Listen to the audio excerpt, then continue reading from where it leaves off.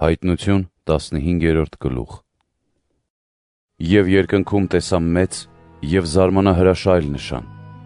7 հրեշտակների, որոնք ունեին վերջին 7 պատուհասները, քանի որ Աստծու բարկությունը դրանց մեջ էր լռանում։ Տեսա հրախառն, ապակե ծովի նման։ Նրանք գազանին, նրա պատկերին ու նրա անվան թվին հաղթածները կանգնած էին ապակե ծովի վրա և ունեին Աստծու քնարները։ Նրանք Աստծու առաջ երգում էին Մովսեսի, Աստծու ծառայի և գառան երգերը, ասելով.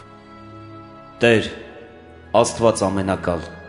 մեծամեծ և սքանչելի են գործերը քո, արդար ու ճշմարիտ ճանապարհները քո, ով թագավորդ բոլոր ազգերի։ Եվ ով է, որ չի երկնչելու, Տեր,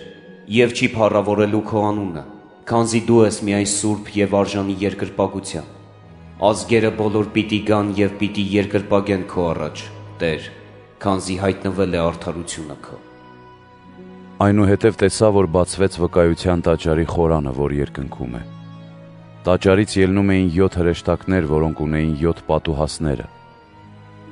Նրանք հագել էին մաքուր ու փայլուն կտավ և իրենց կրծքի շուրջը կապել էին ոսկե գոտիներ։